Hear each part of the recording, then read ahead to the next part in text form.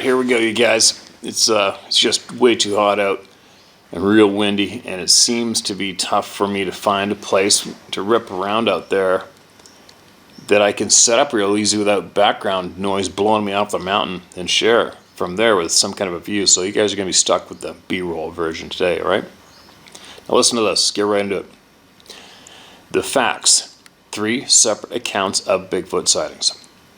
Hello Steve, my husband Jay and I just found your channel on YouTube a week ago. We absolutely love your no-nonsense approach to delivering the truth. Thank you. I find it so refreshing to listen to you and the life experiences shared from you for all of us seeking and sharing the truth. My name is D. I'm 52 years old. I live in central Indiana and I've lived here my whole life. I was raised and lived in the rural part of the country for over 30 years. I've always enjoyed the outdoors, camping, hiking, swimming, and fishing throughout my formative years up to early adulthood in northern Indiana and Grayling, Michigan. I, like you, do not tolerate bullies, haters, and narcissists. I'm a strong-minded and strong-willed woman who absolutely thrives on thinking outside of the box and seeing the big picture. I have a very hard time tolerating those who do not use or possess common sense. To be blunt, stupid people piss me off. I do not support organized religion, organized education, or any other sources that function on the cult level telling me what I can and cannot think, feel, and do. No, I'm not oppositional nor defiant, but I am confrontational when need be. I just don't appreciate mind games. I always want to know the truth. I'm naturally an empath, sensitive to spiritual interaction and connection. I experience many occurrences of ESP weekly. I've never really focused upon enhancing my ability, nor have I shied away from it either. Many people talk about having a sixth sense or intuition, and many are afraid to admit it. Obviously, I'm not afraid. However, I'm very cautious as to who I am willing to trust, let alone share any of my personal abilities or experiences with. I'm not the only one in my family who has abilities. I have 4 children, and each one of them has abilities, as well as their own experiences and stories. Some with Bigfoot, some with spirits, some with evil beings / demons, and some even with aliens. My first experience with Bigfoot took place when I was in elementary school on a field trip to a nature reserve. The year was 1980-81, and I was 10 or 11 years old.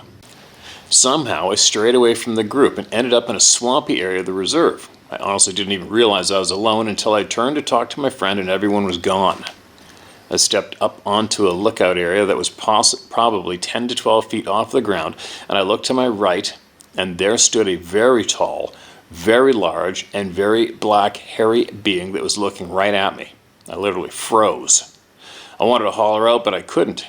I wanted to turn around and run back to the trail and hopefully find my classmates, but I couldn't move.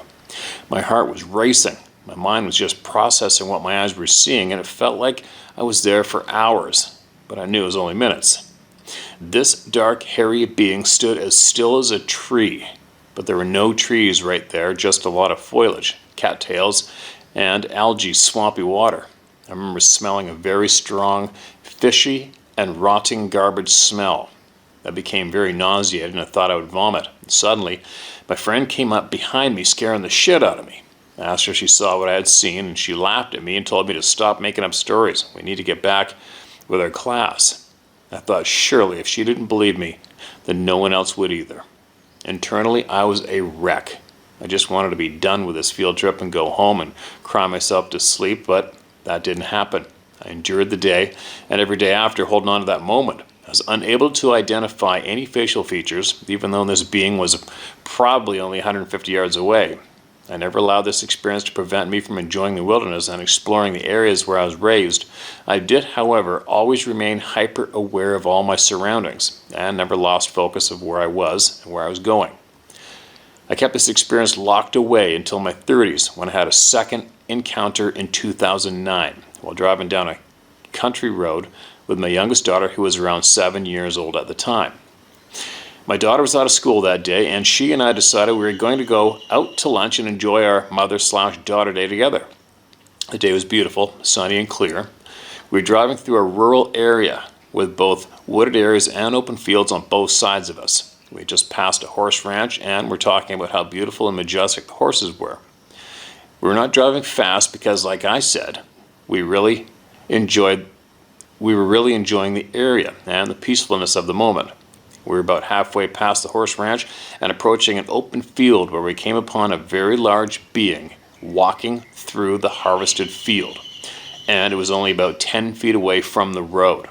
The being was probably 10 to 12 feet tall, reddish brown hair with some dark brown or black hair that was highlighted by the sun. My daughter and I both spotted it, and it just stared at us. My daughter locked eyes with it, and I immediately knew it was a Bigfoot. She was so excited she yelled, "Stop, Mommy, look at that!" I laughed and said, "No," and sped up very quickly to leave the area. She was not happy with me and asked me to please turn around and go back. I did. By this time, the being was walking away from us and had quickly approached the wooded area, which was easily a quarter of a mile from the road, and disappeared into the woods. Wow, that's crazy because that's very rare. Usually when people turn around or look back, it's gone. We've never experienced another sighting of Bigfoot since. My daughter's now 20 years old, and she and I both know what we experienced that day and still get freaked out when we discuss it, especially when we allow ourselves to think of how dangerous that situation was and how fortunate we are to be here to share our story. My husband and I have been married for almost 30 years, and he has Native American bloodline in the Ute Indian tribe. He is in his mid-60s now, but he and his mother had their very own frightening Bigfoot experience, and he asked me to share it in my email to you. He and his mother used to go into the forest in Coos Bay, Oregon to collect cones, ferns, and bark to sell them in town. Normally they would be driven to and from the location to avoid any incident. One day my husband's uncle had driven him and his mother to their drop-off location and said he would return at the designated time to pick them up. He had not come back. My husband was around 5 or 6 years old at the time and still trembles and shakes when discussing this moment with me and our children. He said they were losing daylight quickly, and he was literally jogging to keep pace with his mother, who was trying to go out of the forest before nightfall. He said he and his mother began to hear loud footsteps on the ridge above them. His mom dropped the sacks of the items they had collected and began to pick up their pace. As they increased their speed, they could hear these loud steps increasing upon them. My husband said the smell was so horrible his eyes were watering, and he felt very sick. He said he had never seen his mother fearful or scared of anything, and she was terrified. He said she was too afraid to look behind him or around, but he knows without a doubt they were being chased out of the forest by Bigfoot. Needless to say, we are both so thrilled that we found your channel and a safe place to share experiences without judgment. Again, thank you, be safe, and God bless.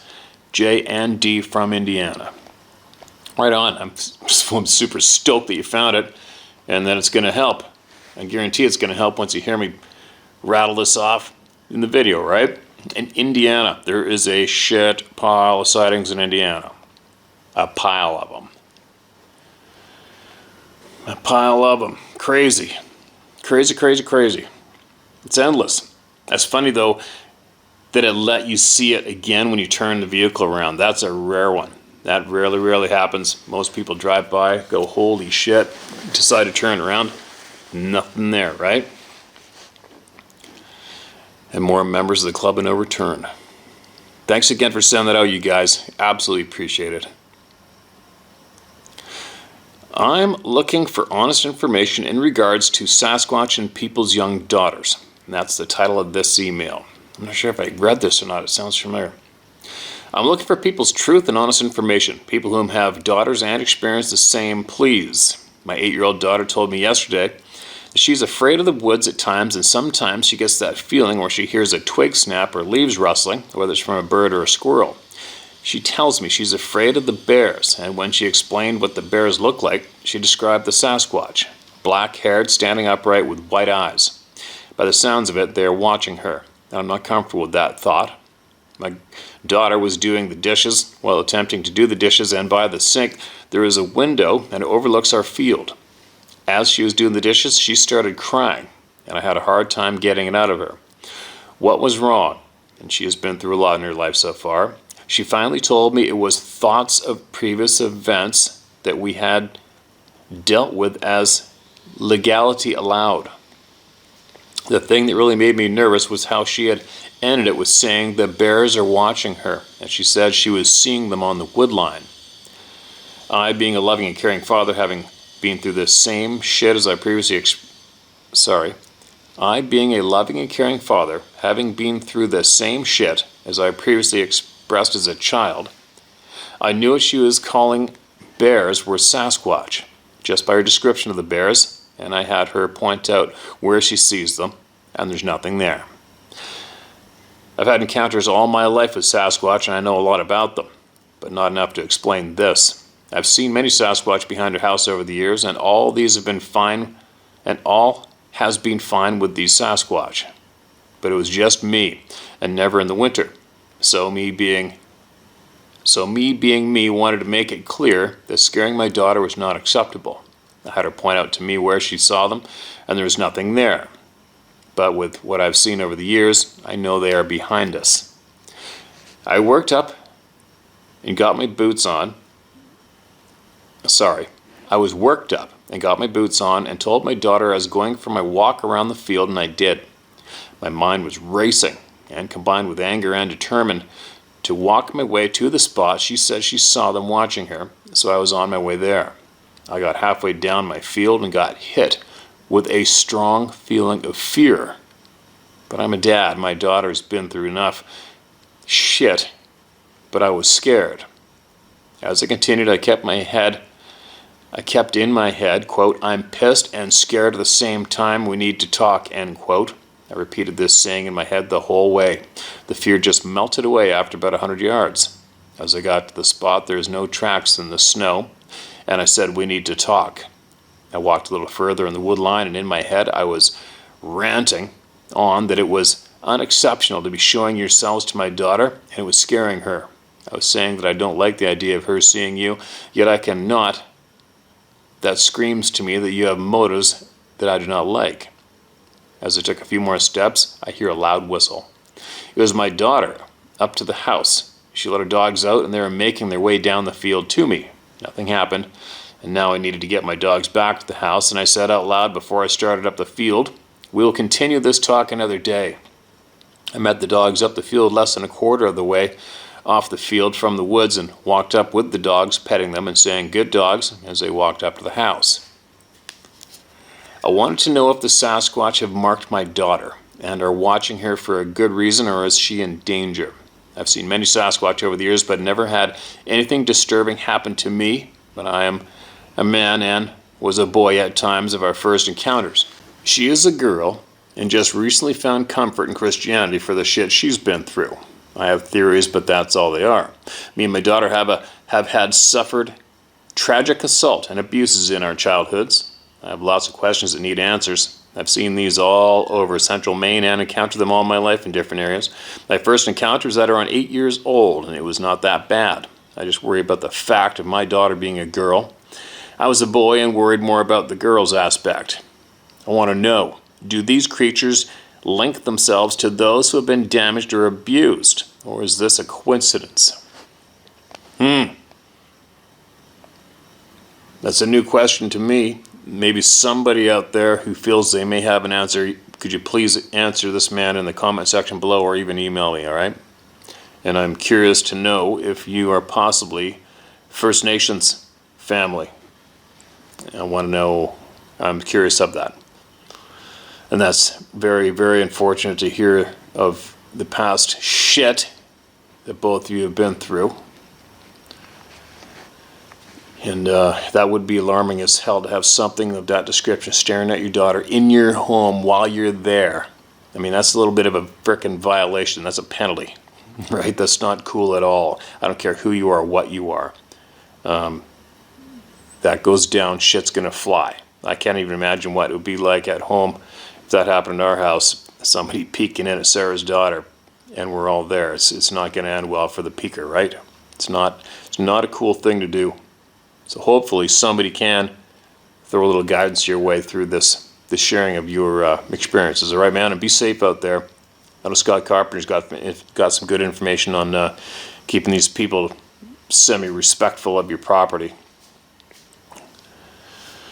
All right, here we go. Moving along to another one. This is titled Towards the Ultimate Puzzle Piece. Steve, I know you haven't read this email yet from July and resent October 8th, 2022, but I have another strange picture caught in Colorado. This trail cam pic caught a strange two-legged creature which almost bypassed as it looked like the rear end of an elk, but zooming in, there are clearly only two legs, rather muscular with beefy calves, and perhaps in a half stage of manifestation. Shown are 3 levels of magnification. Thought I would share this so you could add it onto my account. Thanks, and please don't read my name. Okay, man, I gotcha. There's a few more emails here. Steve, please note I'm forwarding this again from July. I really think it's fascinating and had truth for the people to live by. It works. Okay, and there's another short email, the updated text version here. Pics still on the previous emails. And here's the pictures. All right, well, I'm obviously going to share them. And I'm looking at it right now. Don't know what that is. Zooming right in, I haven't a freaking clue. It's just too grainy in the distance. It looks really weird, but again, and I'm pleading with people, please, before you send your photos, go and duplicate it with a friend, all right, and include that every single time, please, please, please, please. Even if it's a pain in the ass, we're better off to wait. And you're better off to wait to send it in till you finally get a buddy and go duplicate the picture. Just go get a camera, stand where the trail camera was, put somebody there and take a picture. Exactly where that thing is, okay? And that would help greatly in dumbasses like me to try to give some kind of input on it. Because right now, it could be anything. Literally, I'm looking at this picture and I'm thinking, all right, I'm not seeing this as a Sasquatch or even a living being myself, because it's just, I can't make anything out of myself. I'm seeing what you're seeing. I see the tan color, the same tan color as an elk's ass, but that's about it until you put a person there and show us that that thing's gone and show us what the person sounds like. Maybe try that, man, all right? It sounds like you must have some more emails in here somewhere. I'll have to do a search, or I'll send them again in a group or something. Okay, man. Appreciate the email. But try to set it up and duplicate that with a human being, and send it back. Here's another one. Unintended member of the club is the title of this email. Steve, first off, thank you for being you and being a platform for the people's voices. Friends call me Strings. I'm a 2-tour disabled combat veteran of Iraq. On my 3rd tour, I was a private contractor attached to a company I will not name. While serving, I've had some close calls with death many times. I guess you could say I was desensitized. My fight or flight response was numbed down to just fight. So those close calls were just normal life to me. For example, incoming mortar lands less than 10 feet away while heading to the FOB's PX area. I just keep walking like it was nothing. I think I read this. I'm going to read it again anyway. There's a shit pile of new people here. In another instance, I was outside the wire and watched a suicide bomber walk into an Iraq police recruiting event and blow everything to shit. The reason I'm giving you these examples is not to boost any badassness or gloat about my service, because after my almost 20-year transition into civilian life, still working on that, I've had time to reflect on those traumatizing moments and compare them to my sighting of the Sabe in 2017 or 18. What I saw that night while camping with my family in Carter Caves, Kentucky, left me with an overwhelming feeling of helplessness more than anything. Sure, I felt the fear, but in the end I felt helpless. It happened at night as my family and I were bedding down for the night. My oldest son and I walked behind our tent and headed to the edge of the wood line to take a piss. As I was just looking around with my headlamp on, I caught what I first thought were those big round reflectors that people put at the end of the driveway. As I stood there staring with my blank in my hand, these huge reflectors blinked slowly, then turned slightly to my right to look at my son. So many things started flashing in my mind at that exact moment. What the F is that? My weapon's in the tent. Shit. Get my son to safety. I've seen various big game animals from many places before and have been sometimes too close for comfort. I've never seen anything as massive as this thing staring at me in the dark. Of course there was fear, but the absolute feeling of helplessness I felt due to the enormous size of this hairy man left me an everlasting mark. It stood staring at me from 40 to 50 yards away, and I could make out the outline of its massive body. It was a new moon that night, so therefore the only light was from my headlamp, so I cannot give you any kind of characteristics other than it had a real dark hair. Because I wasn't concerned with that, I was concerned with getting my little boy as far away as possible. Immediately after getting back to the tent, my mind was trying to rationalize what I just saw away. I got in the tent and told my wife what we saw and went to bed. I still wonder why we never just packed everything up right then and got the hell out of there. Yeah, no shit. I've recently been hearing some strange vocalizations on my 15-acre farm in southern Ohio, so I'll email my findings to you when they are complete. Stay true to yourself, brother, and if you ever come visit us, poor old folk down here in our tri-state of Ohio, West Virginia, Kentucky, you'll always have a place to hang out on my farm. Sorry, my grammar and punctuation sucks balls. I never claimed to be smart. Strings. Okay, Strings, appreciate you, man. And I don't think we've received an update from you. I hope you're going to send it in. And don't forget, Scott Carpenter's got some good information on dealing with these things in your own property. All right, man. And you're not the first combat veteran to type in, to email in what it feels like to run into these damn things, right? It's just something different, isn't it? Something different. All right, holy shit, here's a book. Okay, I'm going to do this. I'm diving in.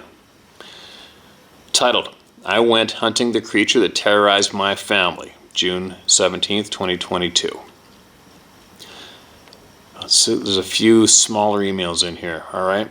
So last night, my friend's wife and kids saw 3 yellow lights over the same area, and their car radio went to static till they got away from that area. Shit's going down here for sure.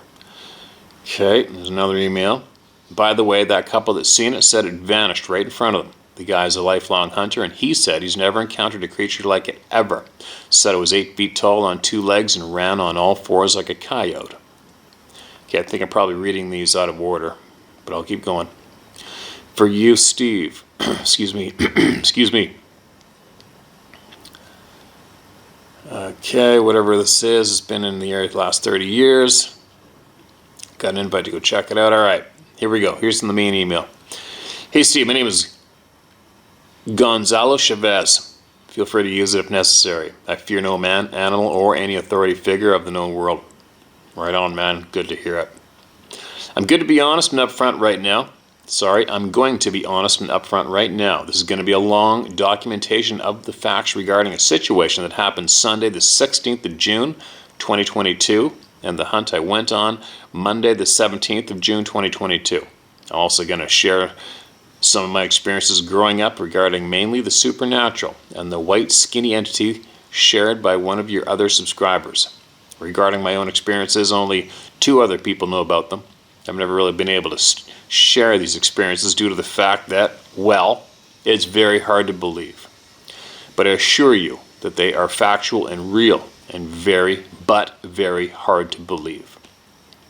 The main part of this account was told to me by my brother-in-law. He's a no-nonsense type of guy, so I knew it was true just by the reaction from him and the 5 kids that were with him at the time. One of the kids is my nephew, and the other 4 are basically family, so you will understand why I went hunting for this thing that terrorized them that night. I've never been very good at writing or punctuation, so if I screw up, feel free to rip me a new one for mistakes. Let's get into it. Find a description on the location.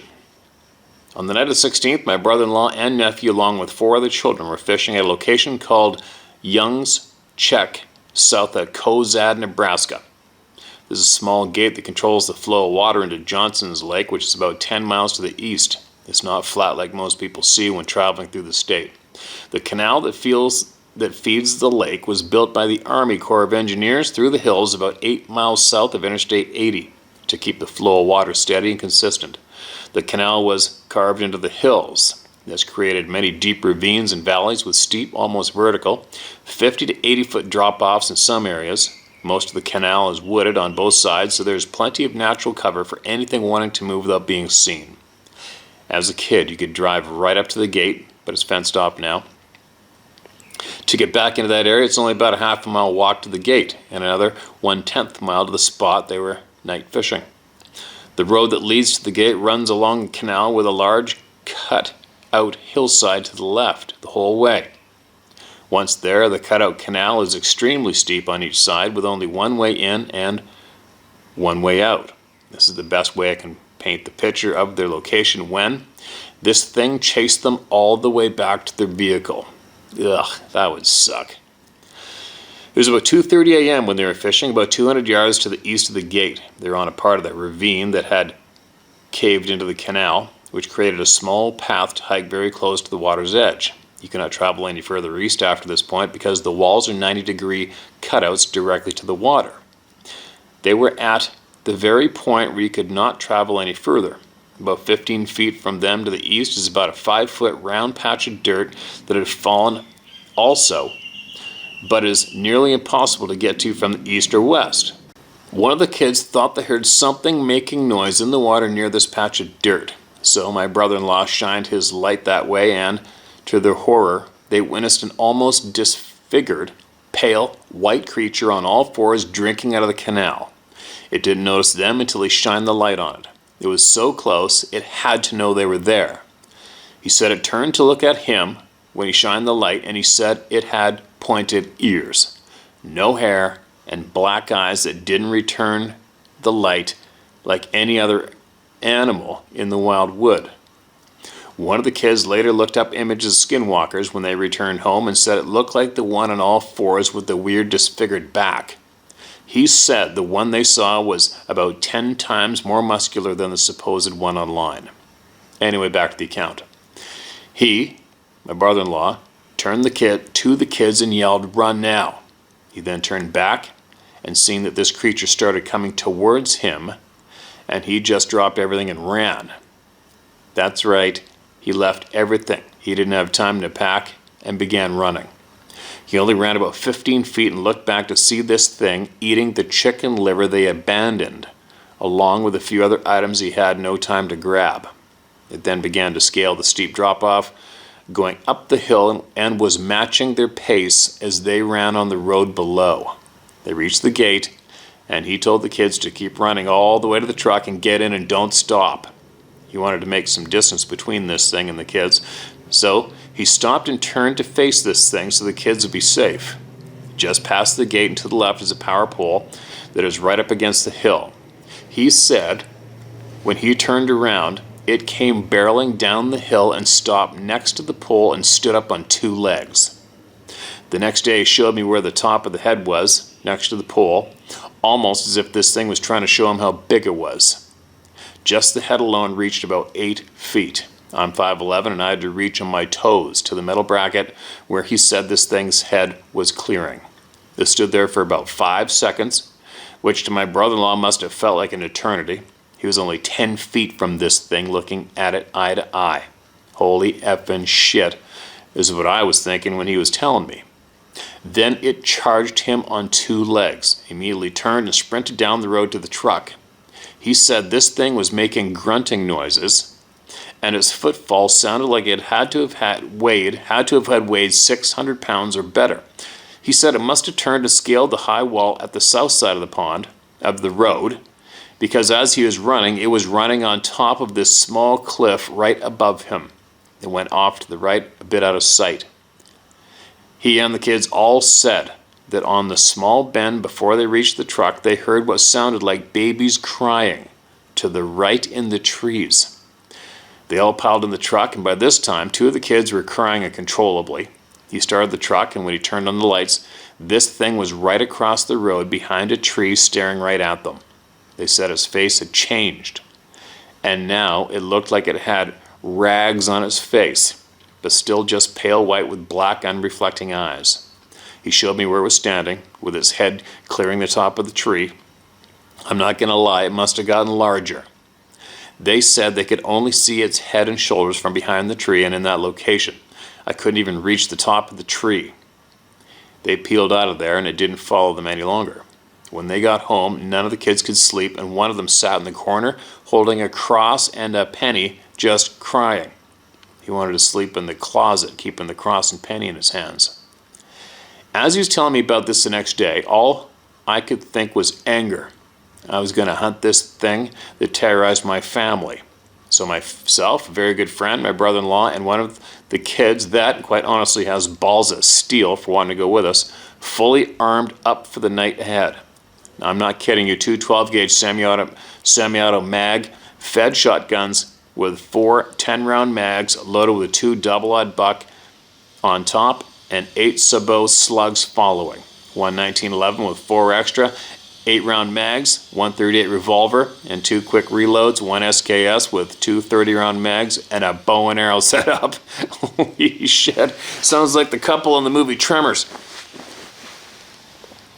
We packed our gear and headed out. My brother-in-law came out around 10 that night after my friend and Caden went exploring. We arrived about an hour before sundown. We scaled the hills past where they were fishing nearly a mile further east. We found an area we could get down to the water, and something strange happened. I do not hunt. I've never hunted wildlife. I've always been more into target shooting, so I'm not sure if deer act in this way. We followed a game trail that steeply snakes down into the ravine. We didn't notice at first the baby deer laying huddled next to the complete 90-degree cutout. We walked right next to this deer and didn't even see it. It was only after we reached the water and looked back, it was already dark, and I noticed the eye shining in my light. I looked at my buddy and was like, "What the F is that?" We just walked through there. There's absolutely no other wildlife around there than coyotes we heard in the distance. So I literally walked right up to this 2-foot-tall baby deer and told it not to worry. I wasn't there to harm it. I petted it for about 5 seconds, and it got up and ran away. My friend and I looked at each other and couldn't believe what just happened. This is where my brother-in-law come out, and we headed back to where they first seen it. He was leading us around, showing us everywhere this creature traveled. Near the light pole, you could clearly see where something massive had come down the steep embankment. There were fresh clumps of dirt everywhere, where it came off the 60-degree plus bank. The grass there was clearly disturbed, but couldn't make out any defined prints as the grass is about 2 feet tall there. We then went over to where they were fishing. We picked up tools that had come out of the tackle box, a $10 bill, a pack of cigarettes, and a couple of other items that were strewn all the way to where they were fishing. They lost these things as they were obviously running for their lives. When we got back to the fishing spot, we found one track where the chicken liver was, and found what we thought was a barefoot human-looking print, 16 plus inches long, with 3 toe imprints, only one. The packaging and fishing pole holders were gone, so we went to the edge right before that patch of dirt. There's only about a 1-foot space to walk the 15 feet to get to the patch of dirt where they first seen it. The water here has an immediate 10-foot drop-off because the canal is extremely narrow at this location. Very carefully, myself and my brother-in-law hung onto the crevices in the wall and got to the patch of dirt. The empty package of chicken liver and a fishing pole holder made from steel was bent in half, laying right there in the middle of this patch. It was like it wanted us to find it there and see what it did to the pole holder. Also, a very important fact was that the liver package wasn't tore apart like a wild animal would do to get to the prize inside. The package was fully intact and not damaged in any way, just empty. We made our way off the porch and followed the path he said it started chasing them on. And near where he had seen it eating the liver, we found weird tracks heading up the steep embankment. They were like 1.5-inch round holes dug into the dirt about 3 to 4 inches deep. They also entered the dirt at about a 20-degree angle, and really did disturb the dirt around them. It was weird. All these tracks were spaced about 4 to 5 feet apart, and whatever it was, either bipedal or extremely large enough that the 60-degree embankment was no match for it. It just didn't make any logical sense how these tracks were made. After this, we put out some more liver we brought with us. We put it next to the pole I mentioned earlier and found a good spot by the gate that provided a good bottleneck to make the most of the firepower we had. It would have to travel 20 feet on the road to get to us, so we would have we would have been able to unleash hell on it had it come back. We had a clear vantage point to the liver by the pole and waited there in the dark for about an hour. Nothing happened, but Caden said he thought he felt something watching us the entire time. I did not feel this. Then again, I have absolutely no fear of anything, so maybe I didn't pick up on it. This creature obviously was very intelligent to do what it did, so if it was just a wild animal in the area looking for a meal, it would have come back tracking the smell of the nasty, stinky liver. While we were sitting there, I asked Caden if at any point he thought it was trying to attack them, and he said no. The feeling he said he had was that it was trying to intimidate and scare them. All the kids ranged in ages from 10 to 13, so they understood the gravity of the situation the night prior. And this is where the story ends, except for one last piece of information that is puzzling and disturbing at the same time. When we arrived, the gate at the road that blocks entry was open. My brother-in-law said it was closed the night prior, and there were absolutely no tracks on the gravel road, human, vehicle, or any tracks of any other kind, indicating that someone or something opened the gate. When we left and came around the bend, the gate was closed.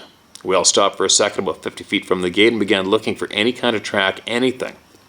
We slowly shined our lights, looking on the ground all the way to the gate, and from there all the way to our vehicles. There were no tracks other than our own from when we went in.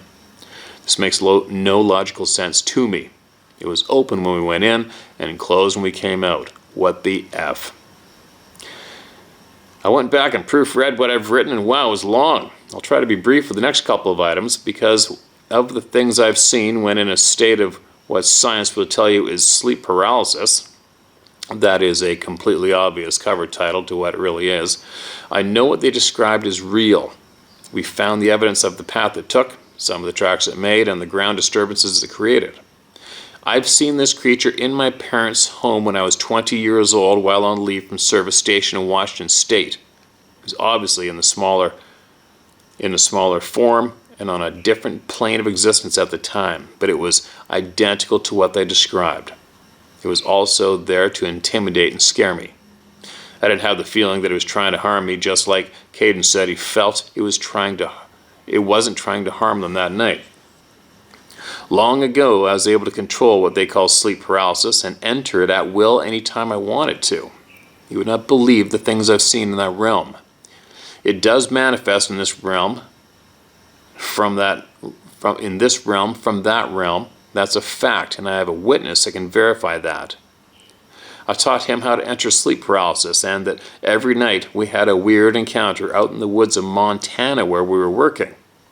On the drive to the job site, he tried what I showed him to do to enter that state while we took a nap. When he woke up, he told me that he never wanted to ever do that again. Later that night, we had to take the water truck down to the mountain to get more water for our drilling rig. On the way back in, he said he thought what he saw in sleep paralysis was following him.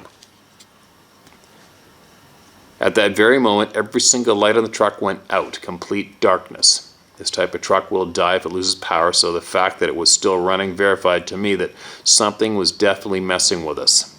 I stopped the truck as fast as I could, told my buddy he was freaking out to tell it to leave him alone, with authority in his voice. He yelled out, "Leave me alone," and immediately all the lights came back on. This is just one of nearly 100 or more things I've experienced over the years. One time while experimenting with sleep paralysis, something came right up to my right ear and said, and I quote, "You need to stop doing this now." And then I felt it vanished.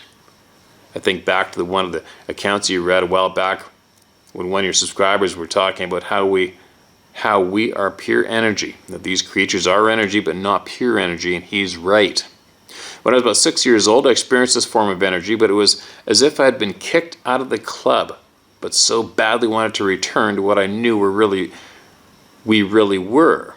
That's when my sleep paralysis began, by the way. It started with one nightmare. Floating in an abyss of absolute darkness and huge balls of energy floating past me. It felt like they were trying to draw me in, but I didn't quite understand what they were at the time. After that night, I struggled every night with sleep paralysis until I was about 15 years old. It was then that I learned how to control it. Still very afraid of it. When I was about 19, just before I entered the Navy, I decided to no longer fear it. That's when the fun began. Well, I'm sure terrifying to anyone else, but I was already used to it. So to lose the fear that was gripping me as a child was a new exhilarating experience for me. I've had many encounters in that state, and everything I encountered had intent. Some good, some bad, and some just outright evil. I've seen giant serpent-like creatures, the skinny pale white figure, a child running at me with a head that turned into a head full of teeth, and the worst ones are the black cloud-looking things that just hover near the ceiling in your room. Those ones emanate pure evil. And when something told me I need to stop doing this now, there's one of them on the other side of the room when it happened. Now you might have an idea of why I went to hunt this thing that terrorized my family. I absolutely do not fear any of these creatures. I know if it's going to get me, it has the strength, power, agility, and ferocity to get me, or anyone for that matter. Also, I've been able to fend them off with just knowing that I possess the power and authority from our Creator, and using that knowledge to just tell them off with authority in my face. This event with my family was different, though. I wanted to know that I would fight it with everything I had in me, to not mess with the ones I love, and if it wanted to manifest itself in the physical world, then it would also have to accept the fact that I would fight it by physical means and pump as much physical lead into it before it killed me. I also do not fear death. It is the door to life, and I look forward to it. Thank you, Steve. Thank you to all the other brothers and sisters out there who have had the courage to come out and share their experiences. This world that we experience is, I'm guessing, only about 10% of what's really around us at any given moment. We've been lied to since the day we left the womb. Keep spreading the things people are too afraid to share to help heal our souls and get back to who we truly are. We have the powers and abilities most people can't fathom because we've been neutered from day one. I was only able to harness one ability of probably an infinite number of abilities we truly have, but do know it. I lost the ability to enter sleep paralysis in my 30s, and I've been trying to get back.